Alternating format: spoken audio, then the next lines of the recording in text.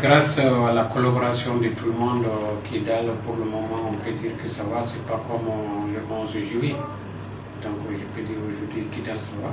La situation, petit à petit, commence à revenir à la normale.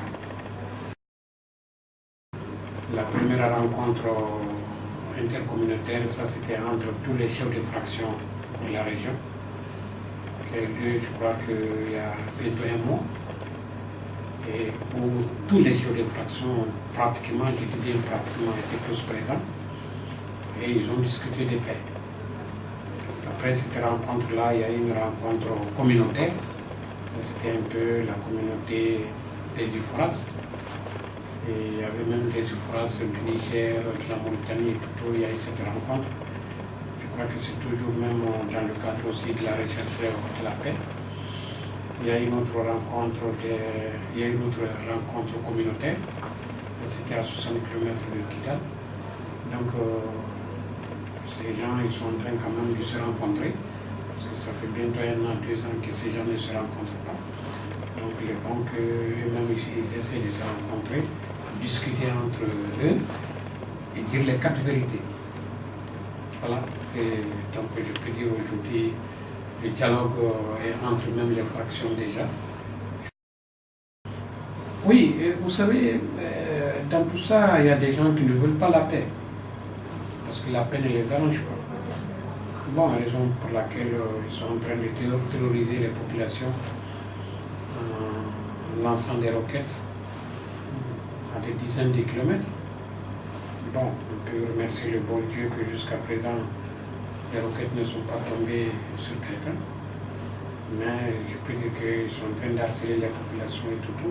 C'est pour vous dire aujourd'hui que les populations, l'administration, nous devons savoir que nous avons un ennemi commun qui est là, qui sont les forces du mal. C'est-à-dire les narcotrafiquants, les djihadistes qui sont là. Parce qu'imaginez-vous, une roquette qu'on lance, tu ne maîtrises pas la roquette. Elle peut tomber partout. Partout. Dans une famille, dans une école, même dans un centre de santé. Donc cela veut dire que les populations et nous devons tout faire pour conjuguer les efforts, pour lutter contre ces gens. Donc voilà aujourd'hui, quand on voit qu'on jette des grenades, on jette des machins, c'est les forces du mal. Bon, je voudrais tout d'abord dire que le gouvernement malien est en train de mettre vraiment le paquet pour la réhabilitation des infrastructures qui ont été détruites par ces djihadistes. Et ils ont mis pratiquement beaucoup d'argent à notre disposition pour pouvoir réhabiliter ces infrastructures. Et aujourd'hui, je peux dire que les premiers bâtiments réhabilités sont pratiquement terminés. Et dans les jours à venir, nous allons les occuper. Et la deuxième est en cours. Donc, moi, je voudrais ici quand même dire que l'État malien est en train de mettre le paquet pour que les infrastructures soient améliorées au niveau de Kidal.